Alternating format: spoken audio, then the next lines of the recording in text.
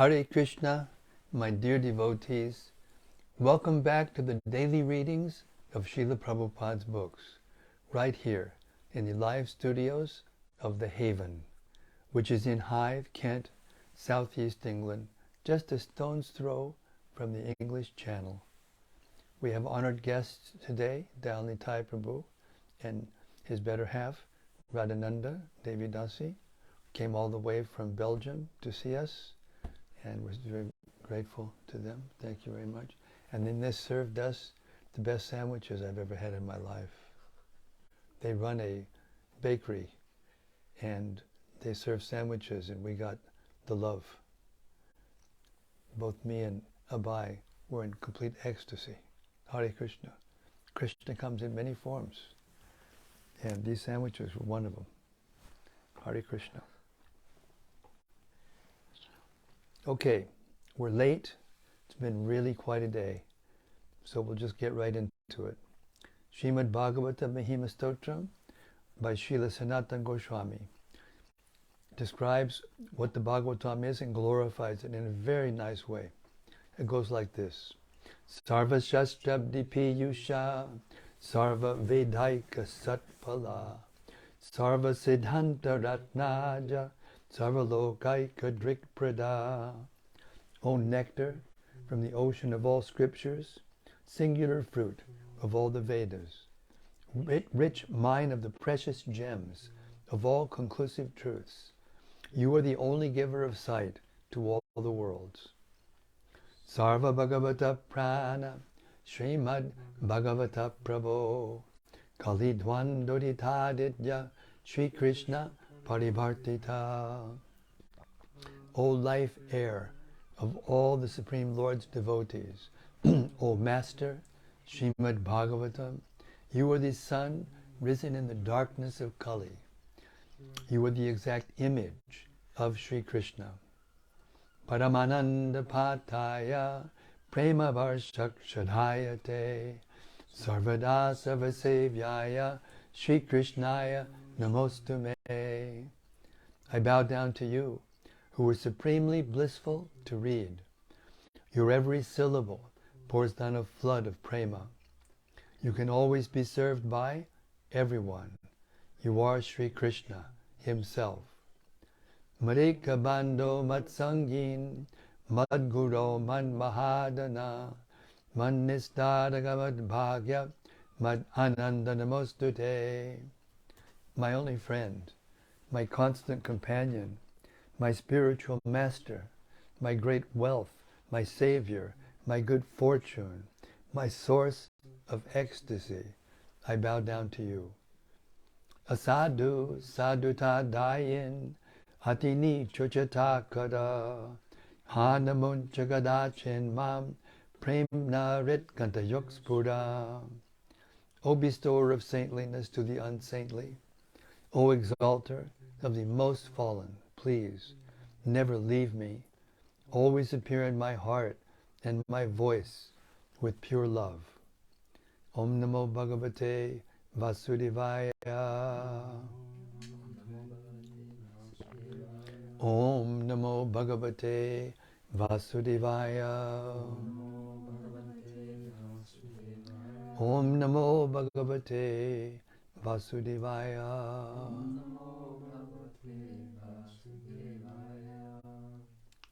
Okay. So we reached the 27th chapter of the third canto of Śrīmad-Bhāgavatam.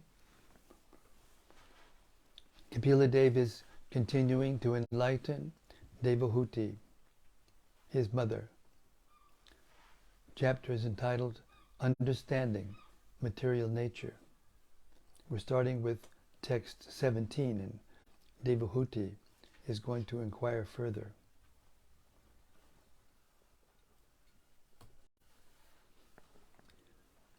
Sri Devahuti inquired, My dear Brahmana, does material nature ever give release to the spirit soul?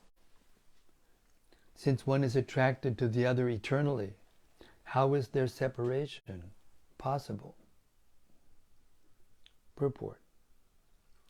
Devahuti, the mother of Kapila Dev, here makes her first inquiry. Although one may understand that spirit, soul, and matter are different, their actual separation is not possible, either by philosophical speculation or by proper understanding.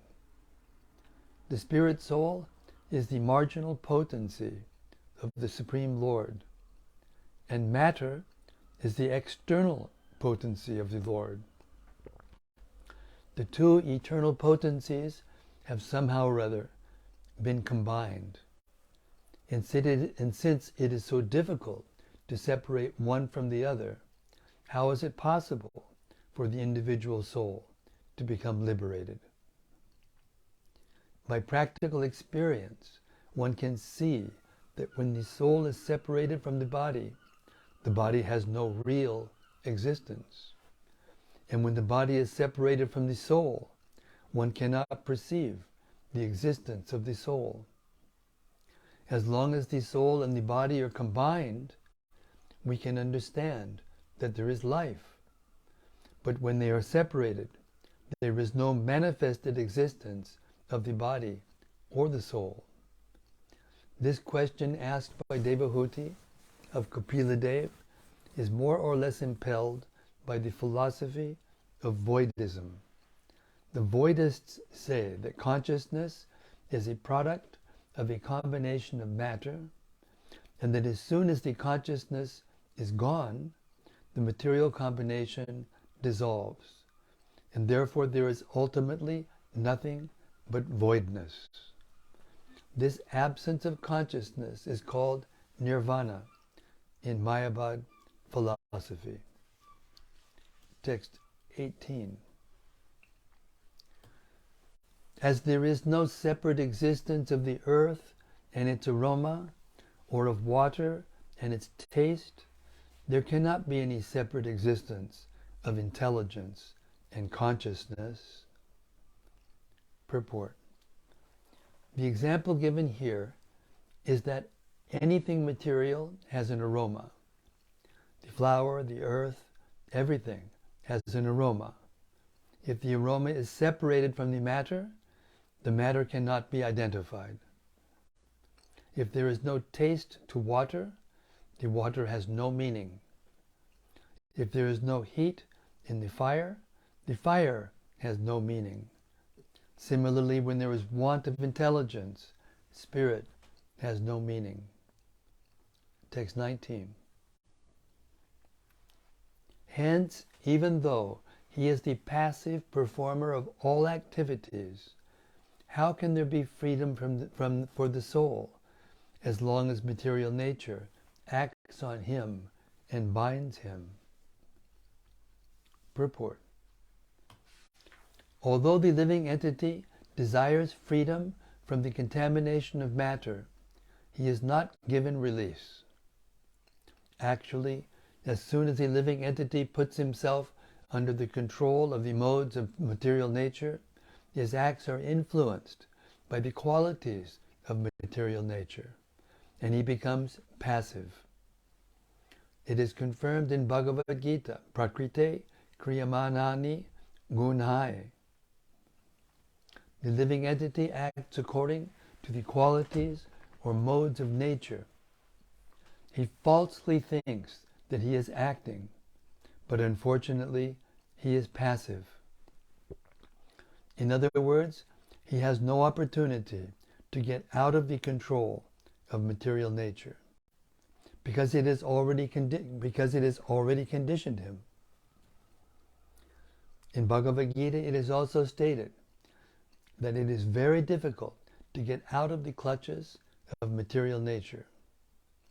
One may try in different ways to think that everything is void in the ultimate issue, that there is no God, and that even if the background of everything is spirit, it is impersonal. This speculation may go on, but actually it is very difficult to get out of the clutches of material nature. Devahuti poses the question that although one may speculate in many ways, where is liberation as long as one is under the spell of material nature? The answer is also found in Bhagavad Gita 7:14. Only one who has surrendered himself unto the lotus feet of the Supreme Lord Krishna, Mameva ye prapadyante, can he be freed. Only one who has surrendered himself under the lotus feet of the Supreme Lord Krishna, Mameva ye prapadyante, can be freed from the clutches of Maya. Since Devahuti is gradually coming to the point of surrender, her questions are very intelligent. How can one be liberated? How can one be in a pure state of spiritual existence as long as he is strongly held by the modes of material nature? This is also an indication to the false meditator. There are many so-called meditators who think, I am the Supreme Spirit Soul. I am conducting the activities of material nature. Under my direction, the sun is moving and the moon is rising. They think that by such contemplation or meditation they can become free. But it is seen that just 3 minutes after finishing such nonsensical meditation, they are immediately captured by the modes of material nature. Immediately after this high-sounding meditation, a meditator becomes thirsty and wants to smoke or drink. He is under the strong grip of material nature, yet he thinks that he is already free from the clutches of Maya. This question of Devahutis is for such a person who falsely claims that he is everything, and that ultimately everything is void, and that there are no sinful or pious activities. These are all atheistic inventions. Actually, unless a living entity surrenders under the Supreme Personality of Godhead, as instructed in Bhagavad Gita, there is no liberation or freedom from the clutches of Maya. Text 20.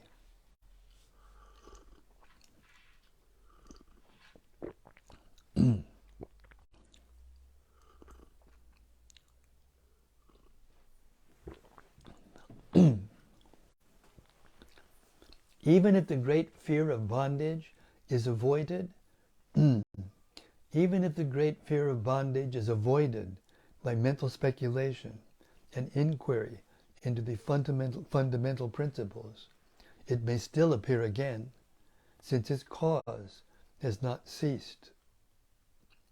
Purport. Material bondage is caused by putting oneself under the control of matter, because of the false ego of lording it over material nature. Bhagavad Gita 7:27 states, Ichcha dvesha samutena. 2 kinds of propensities arise in the living entity. One propensity is ichcha, which means desire to lord it over material nature, or to be as great as the Supreme Lord. Everyone desires to be the greatest personality in this material world. Dvesha means envy. When one becomes envious of Krishna or the Supreme Personality of Godhead, one thinks, why should Krishna be the all in all? I am as good as Krishna. These 2 items, the desire to be the Lord and envy of the Lord, are the beginning cause of material bondage. As long as a philosopher, salvationist, or voidist has some desire to be supreme, to be everything, or to deny the existence of God, the cause remains, and there is no question of his liberation. Devahuti very intelligently says, one may theoretically analyze and say that by knowledge he has become freed, but actually, as long as the cause exists, he is not free. Bhagavad Gita confirms that after performing such speculative activities for many, many births, when one actually comes to his real consciousness and surrenders under the Supreme Lord, Krishna, then the fulfillment of his research in knowledge is actually achieved. There is a gulf of difference between theoretical freedom and actual freedom from material bondage. The Bhāgavatam 10.14.4 says that if one gives up the auspicious path of devotional service and simply tries to know things by speculation, one wastes his valuable time. Klishanti ye kevala bodha labdaye. The result of such a labor of love is simply labor. There is no other result. The labor of speculation is ended only by exhaustion. The example is given that there is no benefit in husking the skin of an empty paddy. The rice has already gone. Similarly, simply by the speculative process, one cannot be freed from material bondage, for the cause still exists. One has to nullify the cause, and then the effect will be nullified. This is explained by the Supreme Personality of Godhead in the following verses. Text 21. The Supreme Personality of Godhead said, "One can get liberation by seriously discharging devotional service unto me, and thereby hearing for a long time about me or from me. By thus executing one's prescribed duties, there will be no reaction, and one will be freed from the contamination of matter." Purport. Sridhar Swami comments in this connection that by association with material nature alone, one does not become conditioned. Conditional life begins only after one is infected by the modes of material nature. If someone is in contact with the police department, that does not mean that he is a criminal. As long as one does not commit criminal acts, even though there is a police department, he is not punished. I'll read that again. As long as one does not commit criminal acts, even though there is a police department, he is not punished. Similarly, the liberated soul is not affected, although he is in the material nature. Even the Supreme Personality of Godhead is supposed to be in association with material nature when he descends, but he is not affected. One has to act in such a way that in spite of being in the material nature, he is not affected by contamination. Although the lotus flower is in association with water, it does not mix with the water. That is how one has to live, as described here by the Personality of Godhead, Kapiladev. Animita nimitena swadharmina malatmana. One can be liberated from all adverse circumstances simply by seriously engaging in devotional service. How this devotional service develops becomes mature is explained here. In the beginning, one has to perform his prescribed duties with a clean mind. Clean consciousness means Krishna consciousness. One has to perform his prescribed duties in Krishna consciousness. There is no necessity of changing one's prescribed duties. One simply has to act in Krishna consciousness. In discharging Krishna conscious duties, one should determine whether by his professional or occupational duties, Krishna, the Supreme Personality of Godhead is satisfied. In another place, in the Bhāgavatam, it is said, Sunushthitasya dharmasya sangsiddhir haritoshanam. Everyone has some prescribed duties to perform, but the perfection of such duties will be reached only if the Supreme Personality of Godhead, Hari, is satisfied by such actions.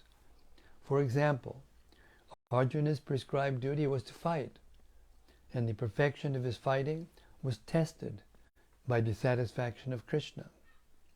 Krishna wanted him to fight, and when he fought for the satisfaction of the Lord, that was Krishna wanted him to fight, and when he fought for the satisfaction of the Lord, that was the perfection of his professional devotional duty. On the other hand, when, contrary to the wish of Krishna, he was not willing to fight, that was imperfect. If one wants to perfect his life, he should discharge his prescribed duties for the satisfaction of Krishna. One must act in Krishna consciousness, for such action will never produce any reaction. Animita nimitena. This is also confirmed in Bhagavad Gita. Yagyartat kamanonyatra. All activities should be performed simply for yagya, or the satisfaction of Vishnu. Anything done otherwise, without the satisfaction of Vishnu or yagya, produces bondage. So here it is also prescribed by Kapila Muni that one can transcend material entanglement by acting in Krishna consciousness, which means seriously engaging in devotional service. This serious devotional service can develop by hearing for long periods of time. Chanting and hearing is the beginning of the process of devotional service. One should associate with devotees and hear from them about the Lord's transcendental appearances, activities, disappearance, instructions, and so on. There are two kinds of Shruti, or scripture. One is spoken by the Lord, and the other is spoken about the Lord and His devotees. Bhagavad Gita is the former, and Śrīmad-Bhāgavatam the latter.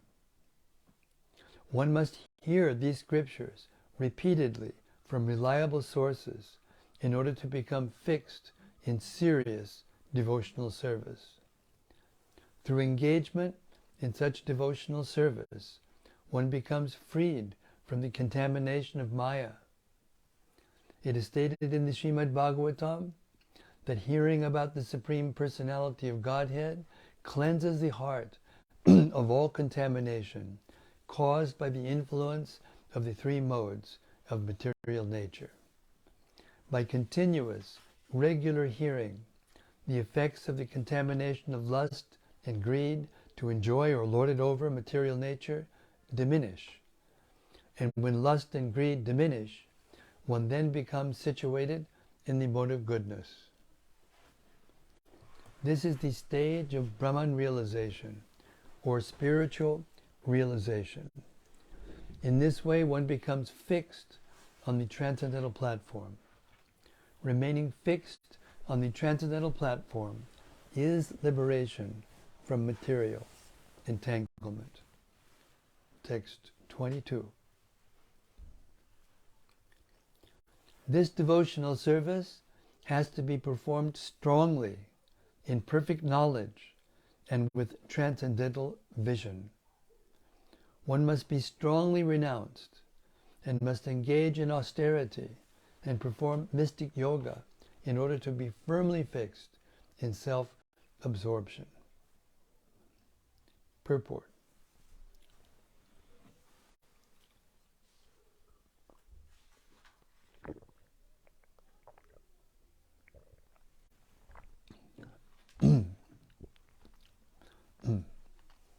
Devotional service in Krishna consciousness cannot be performed blindly due to material emotion or mental concoction.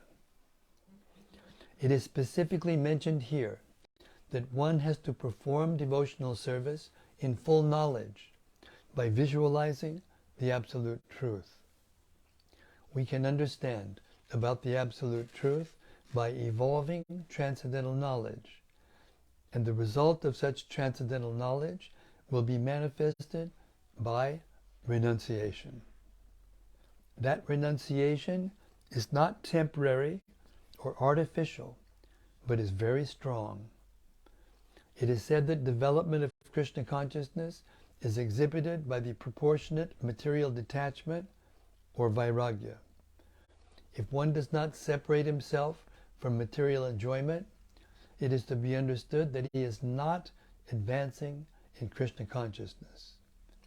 Renunciation in Krishna consciousness is so strong that it cannot be deviated by any attractive illusion. One has to perform devotional service in full tapasya, austerity. One should fast on the 2 Ekadashi days, which fall on the 11th day of the waxing moon and waning moon, and on the birthdays of Lord Krishna, Lord Rama, and Chaitanya Mahaprabhu. There are many such fasting days. Yogina means by controlling the senses and mind. Yogi Indriya Samyamya. Yogina means, yogina implies that one is seriously absorbed in the self and is able, by development of knowledge, to understand his constitutional position in relationship with the Super-Self. In this way, one becomes fixed in devotional service, and his faith cannot be shaken by any material allurement. Text 23. The influence of material nature has covered the living entity, and thus it is as if the living entity were always in a blazing fire. But by the process of seriously discharging devotional service, this influence can be removed, just as wooden sticks which cause a fire are themselves consumed by the fire. Purport. Fire is conserved in wooden sticks, and when circumstances are favorable, the fire is ignited. But the wooden sticks, which are the cause of the fire, are also consumed by the fire, if it is properly dealt with. Similarly, the living entity's conditional life of material existence is due to his desire to lord it over material nature, and due to his envy of the Supreme Lord. Thus, his main diseases are that he wants to be one with the Supreme Lord, or he wants to become the Lord of material nature. The karmis try to utilize the resources of material nature, and thus become its Lord, and enjoy sense gratification. And the jnanis, the salvationists, who have become frustrated in enjoying the material resources, want to become one with the Supreme Personality of Godhead, or merge into the impersonal effulgence. These two diseases are due to material contamination. Material contamination can be consumed by devotional service, because in devotional service, these two diseases, namely the desire to lord it over material nature and the desire to become one with the Supreme Lord, are absent. Therefore, the cause of material existence is at once consumed by the careful discharge of devotional service in Krishna consciousness. A devotee in full Krishna consciousness appears superficially to be a great karmi, always working, but the inner significance of the devotee's activities is that they are meant for the satisfaction of the Supreme Lord. This is called bhakti, or devotional service. Arjuna was apparently a fighter, but when by his fighting he satisfied the senses of Lord Krishna, he became a devotee. Since a devotee also engages in philosophical research to understand the Supreme Person, as he is, his activities may thus appear to be like those of a mental speculator, but actually he is trying to understand the spiritual nature and transcendental activities. Thus, although the tendency for philosophical speculation exists, the material effects of fruitive activities and empiric speculation do not exist, because this activity is meant for the Supreme Personality of Godhead. Text 24. This is a very important verse. Bhukta bhoga parityakta drishtidosha chanityashaha neshwarasya shubham date swayam mahimni stitasya cha. By discovering the faultiness of his desiring to lord it over material nature, and by therefore giving it up, the living entity becomes independent and stands in his own glory. Purport. Because the living entity is not actually the enjoyer of the material resources, his attempt to lord it over material nature is, at the ultimate issue, frustrated. As a result of frustration, he desires more power than the ordinary living entity, and thus wants to merge into the existence of the Supreme Enjoyer. In this way, he develops a plan for greater enjoyment. When one is actually situated in devotional service, that is his independent position. Less intelligent men cannot understand the position of the eternal servant of the Lord. Because the word servant is used, they become confused. They cannot understand that this servitude is not the servitude of this material world. To be the servant of the Lord is the greatest position. If one can understand this, and can thus revive one's original nature of eternal servitorship of the Lord, one stands fully independent. A living entity's independence is lost by material contact. In the spiritual field, he has full independence, and therefore there is no question of becoming dependent upon the three modes of material nature. This position is attained by a devotee, and therefore he gives up the tendency for material enjoyment after seeing its faultiness.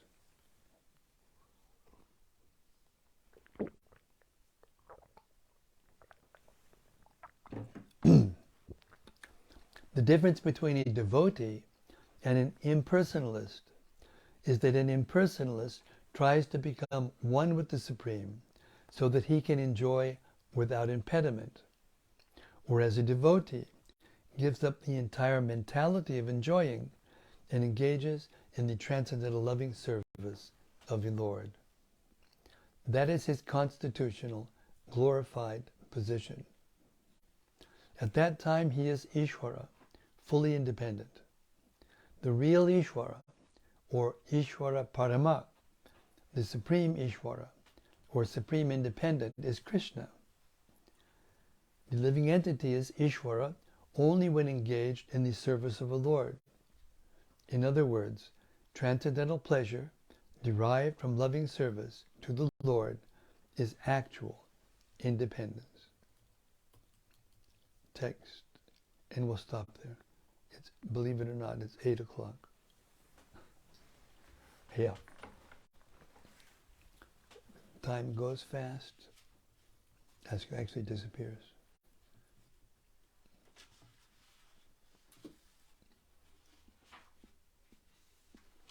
Okay, we'll stop here, the reading, and start tomorrow at text 25. And we'll wait for the reflections of the assembled sages. Hare Krishna.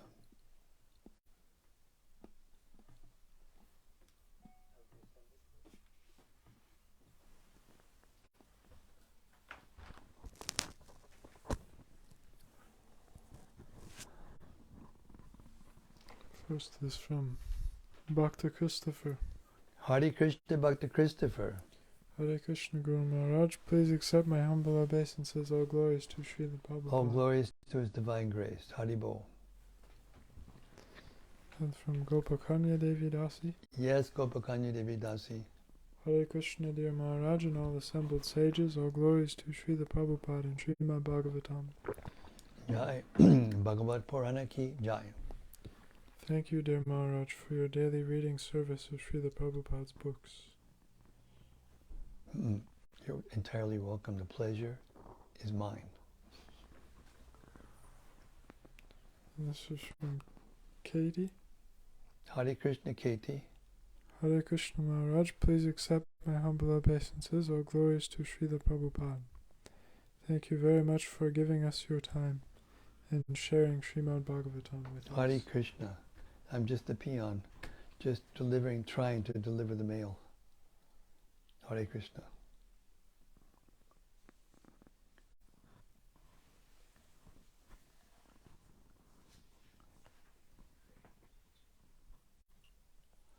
Hare Krishna, Hare Krishna, Krishna, Hare Hare,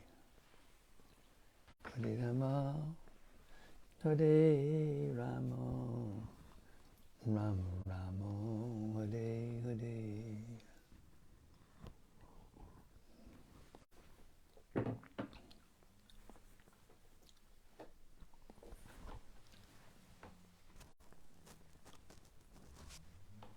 Hare Krishna. Hare Krishna. Well, there would be a reflection, but it would be an entire page or a big part of the purport of text 21, which we read today. But pick out one sentence in specific seems to be an issue where many devotees are struggling with for a long time.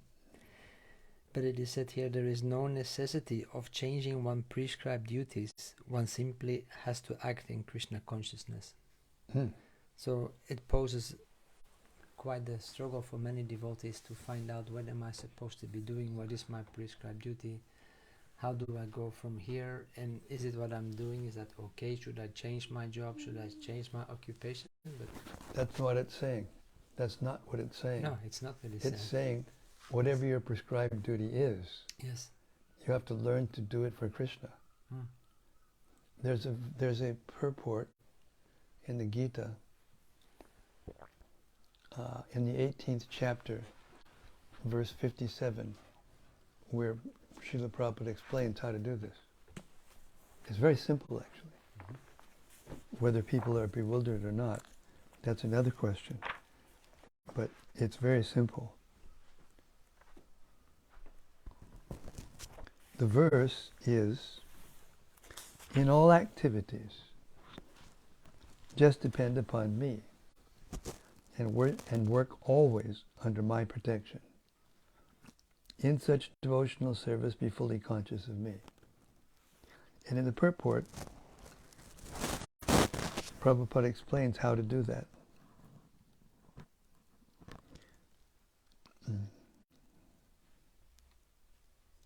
While working in that way, one should think of Krishna only. Quote, I have been appointed to discharge this particular duty by Krishna. While acting in such a way, one naturally has to think of Krishna. This is perfect Krishna consciousness. One should not, however, one should however note that after doing something whimsically, should not offer the results to the Supreme Lord. So every one of us has a place in the world, and whatever we're doing, whatever our job is, whatever our occupation is, whatever our ashram is, we have certain duties. And if we get into the habit of saying this, I have been given this duty by Krishna, that will train the mind to try to do it nicely. And if you say that regularly when you're doing your duty, you will think of Krishna and you will try to do it nicely for Krishna. And that's what the proper understanding of this part of the purport is. You don't have to change. Lord Chaitanya made it very clear. Stane stita shutikatim tanuva manobir. We can stay where we are, but hear and chant and remember Krishna. Tasmat sarveshu kaleshu mam anusmarayujacha. Tasmat sarveshu kaleshu means whatever you do, whatever your duty is, remember Krishna. Mam anusmarayujacha, Krishna says, remember me. And nobody can stop you from doing that. Whatever your duty is, wherever you are, whoever you're with. Yes. What would be an indication of when things actually need to be changed? What would be, because there may be I had this discussion with a devotee friend some time ago, and it came to this point, and then the question was, when do we know that actually we need to change our... We consult with the spiritual master or with devotees that we trust, that are honest. That's how you know. You may be given that understanding from within by Krishna without consulting. But when you know, you know. Just like if you're eating, just like you just they gave us these wonderful sandwiches. It was like, it was hard to eat the whole thing, but when you're full, you know when you're satisfied. Everybody does. But the point is, you can't be satisfied unless you're doing it for Krishna, or unless you're remembering Krishna while you're doing it, and at least working on developing that mentality, that consciousness.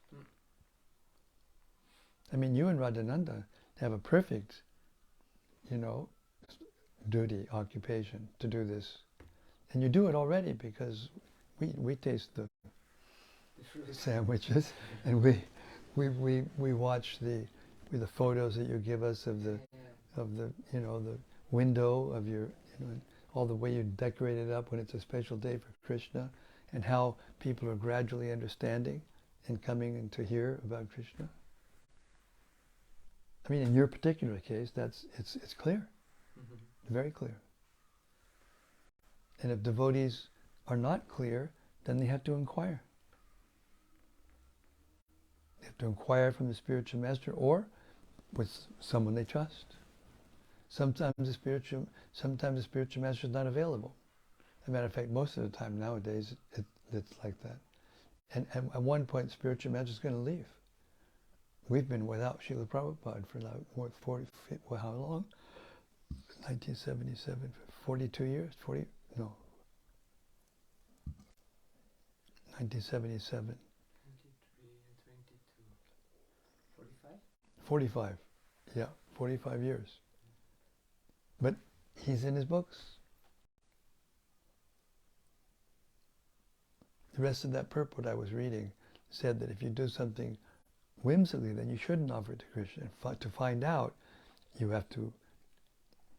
No, it's at the beginning of the chapter, or that purport rather, where it says, okay, so Arjuna was with Krishna, so he could ask Krishna, and Krishna could tell him what happens if Krishna's not there. You have the Gita, and Krishna is there in the Gita. we can consult the Gita. So whether you consult, a friend or Vaishnava that we trust, or we consult the Gita, it's all there. If you continually hear, and that's why it says in these verses that we just heard, you have to hear for a long time. We should never have a false expectation that it should be, immediate. It's just not like that. It's not real, not practical.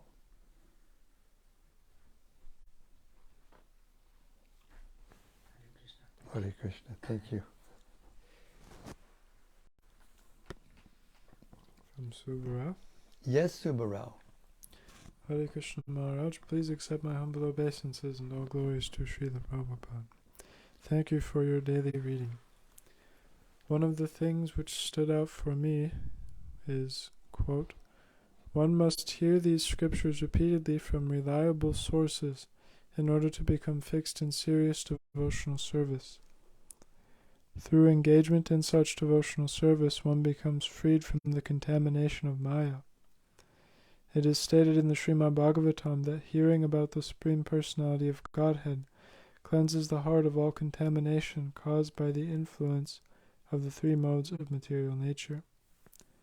By continuous regular hearing, the effects of the contamination of lust and greed to enjoy or lord it over material nature diminish, and when lust and greed diminish, one then becomes situated in the mode of goodness.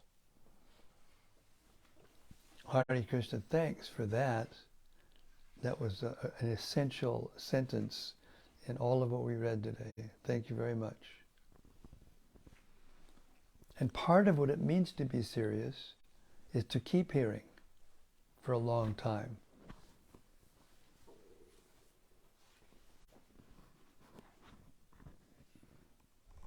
He also wrote, thank you for your daily readings, so we are following the instruction and the purport.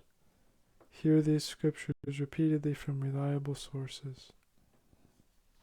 Yes, thank you very much. Another one of the gems is, quote, if one does not separate himself from material enjoyment, it is to be understood that he is not advancing in Krishna consciousness. Unquote. Now we know why Srila Prabhupada insists when we get initiated that we follow the 4 regulative principles and also chant 16 rounds at minimum. Because by doing these 2 things, we become prepared. Hare Krishna. And from Jai Shri. Yes, Jai Shri. Hare Krishna, dear Guru Maharaj. In the purport of the last verse today, quote, the living entity is Ishvara only when engaged in the service of the Lord, unquote. How to interpret the fact that living entity becomes the Ishvara when engaged in devotional service, while the real Ishvara is Krishna? We are eternal parts and parcels of Krishna. And as parts and parcels of Krishna, we have an infinitesimal amount of the qualities of Krishna. He's Ishvara, we're Ishvara, but we are tiny Ishvaras, and he is the supreme Ishvara. So when you're engaged in devotional service, you're in your constitutional position. You are acting as a servant of Krishna, and therefore you become a tiny Ishvara, because you're in control of what you do and what you don't do. If you're under the modes of nature, you're under control of the material nature, your senses and the modes of nature. If you're serving Krishna, then you're under control of your senses because you're choosing to serve Krishna with your senses. So you're no longer a servant of the senses, you're master of the senses, or Ishvara, but a small Ishvara, just Ishvara of this body. But Krishna is Ishvara of all the bodies. Hare Krishna.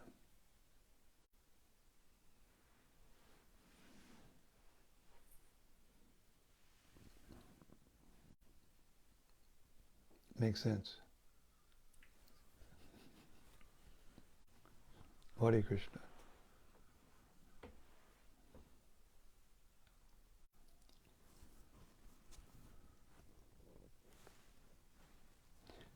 Dear devotees, I thank you so much for your reflections as usual. They're wonderful, and this is a wonderful section of the Bhagavatam. Śrīmad-Bhāgavatam ki jai. Samaveta Bhakta Vrinda ki jai. Gaur Premanandi Hari Hari Bol. See you tomorrow night. Same time, same place, same topic. Devotional service. And it will keep unfolding by the mercy of the questions of Devahuti and the instructions of Kapila Dev. See you tomorrow. Hare Krishna.